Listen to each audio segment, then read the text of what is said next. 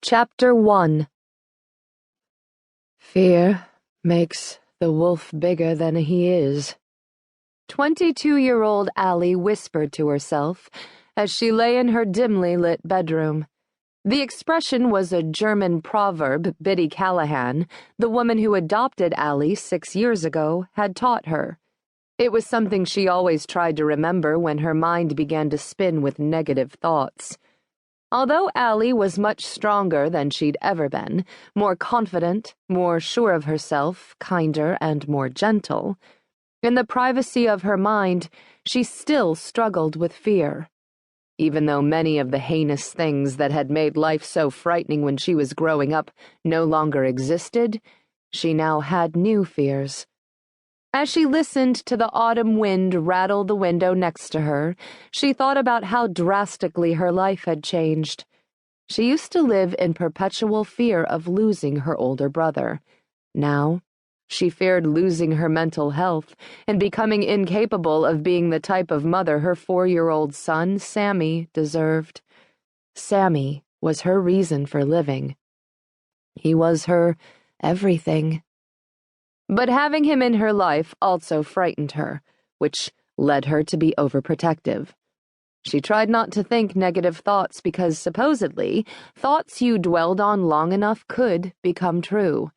Not that she really believed that, or maybe she did, but she had constantly worried about her brother leaving, and one night, when she was 15, he did. He blew his head off in their living room while they were in the middle of an argument. Over the last several years, Allie had read anything and everything to learn how to be and stay mentally healthy, to think more positively, to become a better person and a better mother, anything that would help her distance herself from what her biological mother had been and what Allie had started to become. But no matter how far she traveled, physically or mentally, her mother's grim words still stung her ears. "You're going to be just like me, Allie Cat. Just wait and see." Of all the dreadful things her mother had told her, this was the one that frightened her most, and Allie worked hard to make sure her mother's prophecy would never come true. Her mother had been a mentally ill small-town prostitute who had killed several people. After she died, Allie's older brother had taken care of her the best he could. He paid the bills, bought the food.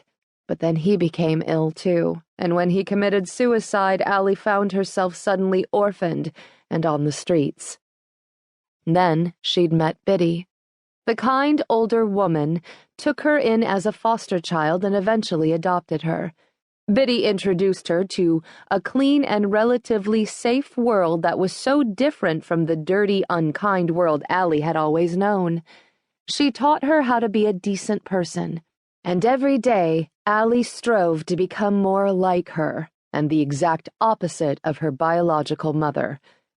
She'd really lucked out to be placed with Biddy. The woman had helped her turn her life around, but Allie had never been lucky before, and a part of her was always waiting for something to happen, for the other shoe to drop, for something that might ruin it all. The heat in the house kicked on, snapping Allie back to the present. The scent of vanilla wafted from the air vent above her. Biddy was in the kitchen doing some late-night baking.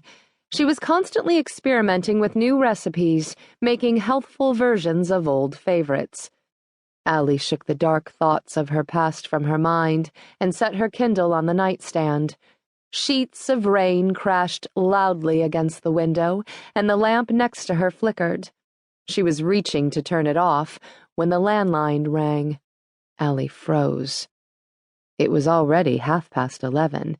Late-night phone calls rarely brought good news. The phone rang twice, then stopped. Allie wondered if Biddy had answered it. Curious, she climbed out of bed and shrugged on her robe, but as she neared the kitchen, a chill crept up her spine. She stopped in her tracks, feeling strongly as though something terrible was about to happen. For a second, she considered crawling back in her bed with her son. Instead, she yanked her robe closer to her body and started walking again.